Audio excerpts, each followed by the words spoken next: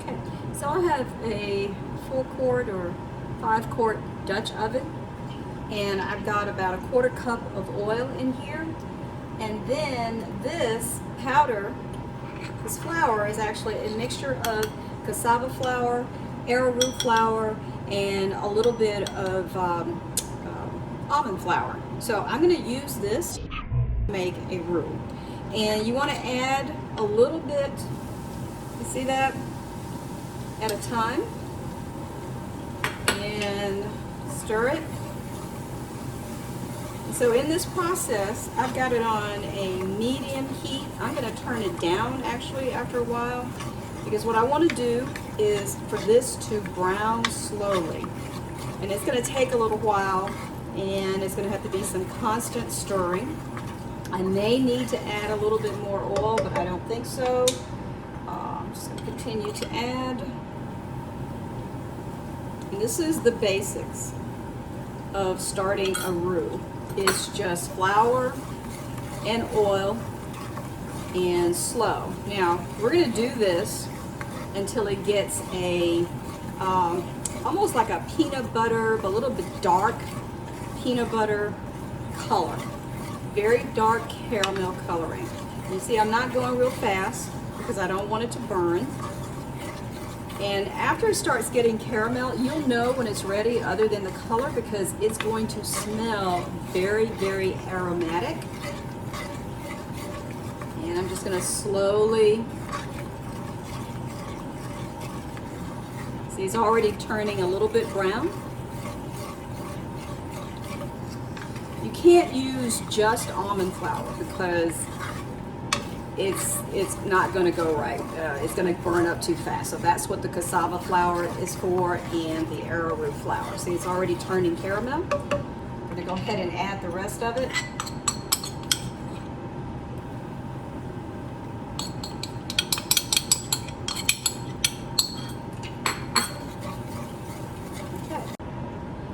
Okay, so now it's about a caramel color, if you look at that. It's not quite ready yet, but it's getting there, and the smell is amazing at this point. I mean, you can really smell the aroma of the caramelizing flour. I'm going to turn it down a little bit because it's smoking. You don't want it to ever burn. Okay, so we're at a sort of a light milk chocolate color. We're going to get it a little bit browner. I've turned the heat down to almost low because it's smoking and I can smell it. I don't want it to burn, but it's not quite there yet. So it's been about 12 to 13 minutes. So I think another couple of minutes is going to get it there. Okay, so we are pretty much there with the color and the aroma.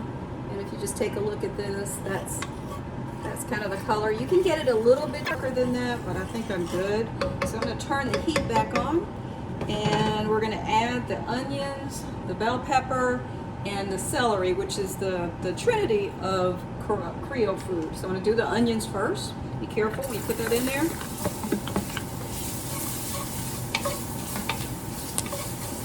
See, it's like chocolate. That's what you want. Amazing. Let the onions cook a little bit. I've got it on medium.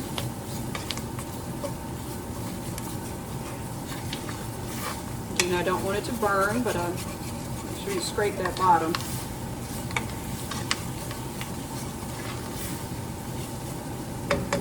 And then I've got the bell peppers and the celery. Go ahead and put all of that in there.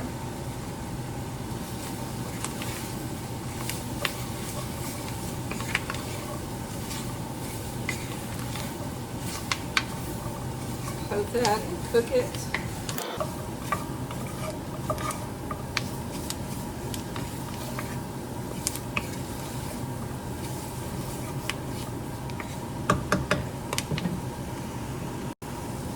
Okay, so I have sauteed this for a few minutes now to get the vegetables cooked a little bit, and I've made my own Creole seasoning, is a mixture of a bunch of stuff, but it's got garlic powder, oregano, some cayenne, paprika, garlic powder, onion powder, that sort of thing. So I'm going to mix this up, and I'm not going to put all of this in there. I made a bunch. And I'll give the recipe in my post. So mix that up really well. And you want to saute these vegetables with the seasoning before you put any kind of liquid in here. Okay, so I'm just gonna sprinkle it on there. It's kind of hot, so don't put a whole lot in there because of cayenne.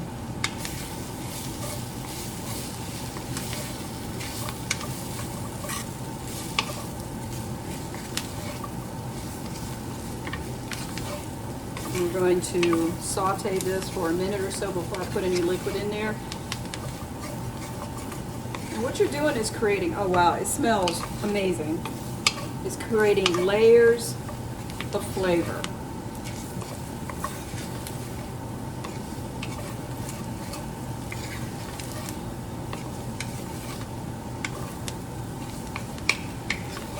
It's also allowing that roux to get even darker, which is what you want. Okay, so now I've got some poaching liquid that I poached some chicken in earlier that I'm going to use the chicken to put into the gumbo. I'm going to use that as part of my stock. Be careful. Look at how dark and rich that is. That is beautiful.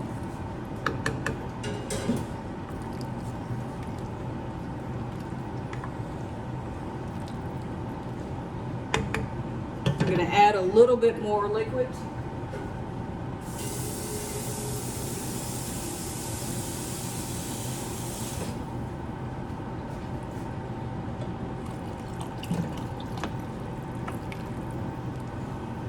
You don't want to add it to the top because you're going to add all the meat and stuff in there. So I'm going to let this come up to a boil, and then I'm going to turn it down to a simmer. And the next thing that I'm going to do is I'm going to saute the andouille sausage and some regular sausage, and I'm going to saute the okra. The last thing that's going to go in there are the shredded chicken that I have poached earlier and some shrimp. So this is going to be a mixture of meats and things and vegetables in here. So I'm going to cover it, put it up to a boil, cover, and simmer. So sauteing the sausage, I'm just going to break it up. And really, the sausage is more for flavor than anything else. Yes, it has a little more protein, a little bit more fat, but it's really for the that intense savoriness that you get from sausage. And sometimes I'll use mild, sweet Italian sausage, which works well as well. Kielbasa works really well. So you don't want to cook it too much because it'll get tough, and because it's going into the gumbo.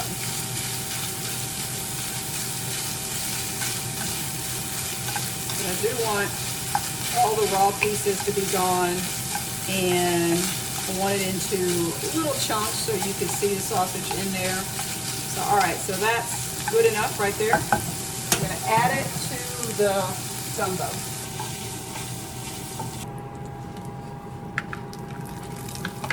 And add in the andouille to be sauteed. Now you may want to ask why I'm sauteing this, cooking it first, and not just dumping it in there. Well, because any kind of meat, you know, except for the chicken, I guess. And we could have browned the chicken as well, but I rather poach it and shred it because I like that texture. But any kind of meat, you want sort of a caramelization, a sear. That's where that flavor comes in. So I've got it on high. So I'm going to try to get a sear on these. I'm not going to cook it all the way through, but they're already done. And then I'm going to dump it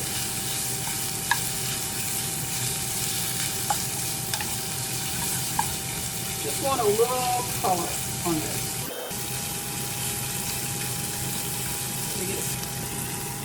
Okay, so this is good enough. This is good enough. And I'm going to put it into the gumbo. Making sure to leave a little oil in the pan.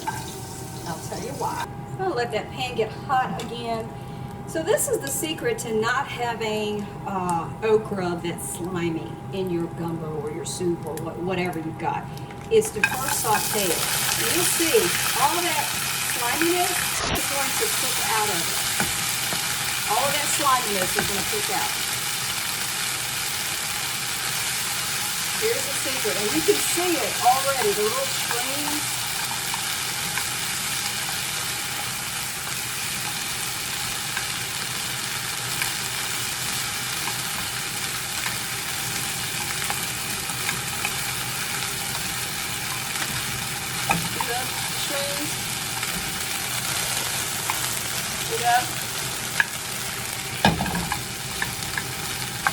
If you do this, if you have a soup and it calls for okra in it, just saute it first. And I'm just using the oil from the sausage, but you really didn't even need any oil, but you know, hey, why waste it? And you just saute it until most of the stringiness is cooked out. There's still a lot there. This was a 12-ounce bag of frozen cut okra. If you have fresh okra, we'll do the same. You know, you slice it and then saute it. But this was frozen, so it's taking a little time. I forgot to thaw it out.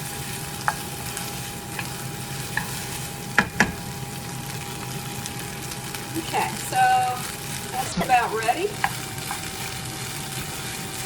We've got a few strings in there, but it's mostly out of there. I mean, you're not going to get everything in. All right, that's the whole point of okra. It's a thickener. Okay, so I'm going to add the okra to the soup, to the gumbo.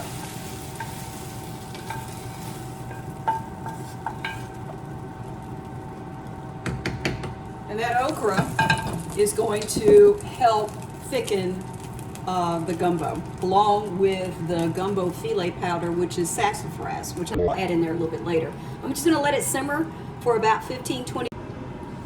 Okay, so I have cut up some chicken, and this is simmering away. It's getting thicker because of the okra. I'm going to go ahead and add this chicken in here because I did not poach it really long. I didn't want to overcook it because I knew it was going to cook in here. Now, a lot of people will use thigh meat. This is breast, which is a little bit drier, so I'm going to let it cook a little bit longer, let it simmer in here a little bit longer. But I had so much, sausage and things in there, so fatty meats. I didn't want another fatty meat.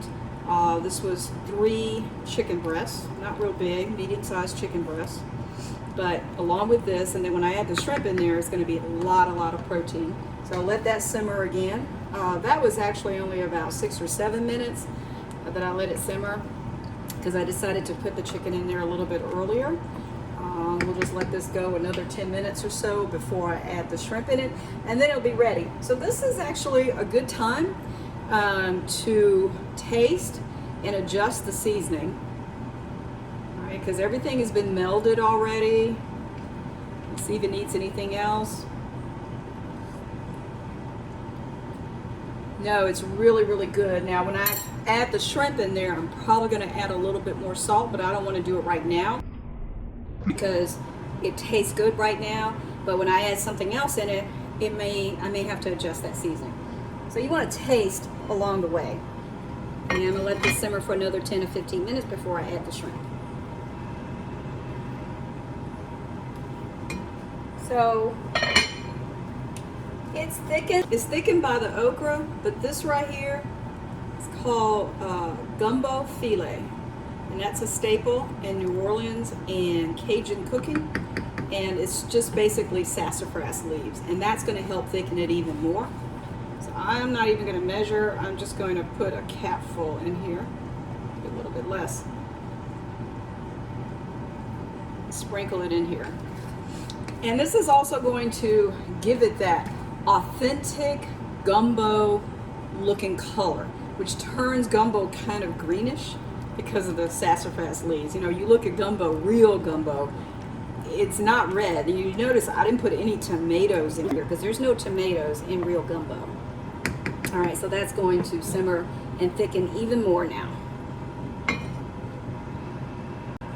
Okay, so I checked the seasoning. I added a little bit more salt because I know when I put the shrimp in it, it's going to dilute it a little bit.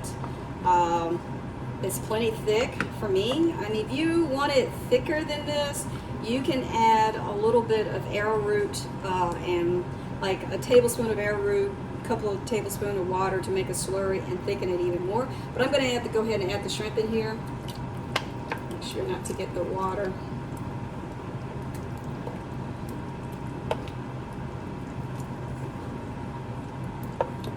This is about 2 pounds of shrimp. You can add other seafood like crab meat, which I was going to add. You know what? I think I will add it. I think I'll add some crab meat. Because I've got some crab meat, so why not? Okay, so I've got 2 cans of lump crab meat. I just decided to put in there at the last minute. You can add whatever you want, any kind of seafood that you want.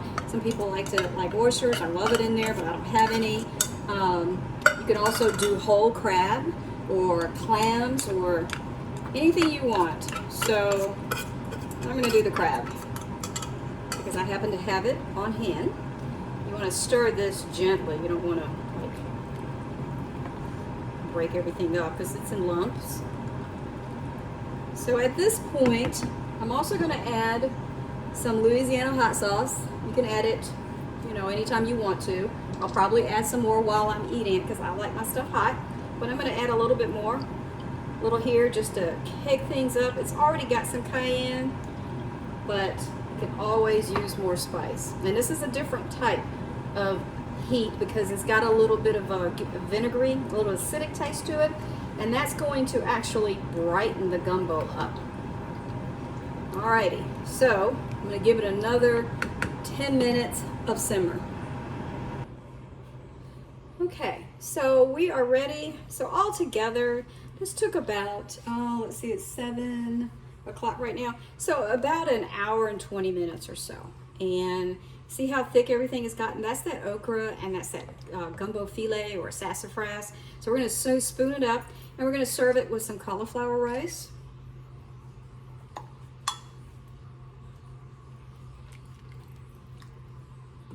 Make sure we get some of everything, some chicken, some sausage.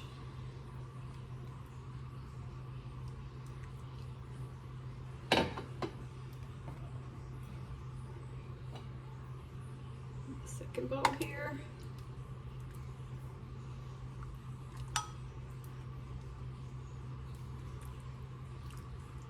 And I actually just love the soup part of it. Okay, we're going to put some cauliflower rice on there. Okay, so we're just going to serve it with a little bit of cauliflower rice. You can use regular rice if you like. You can use the frozen, already pre-cooked cauliflower that you just put in the microwave. I like to make my own. It's super easy.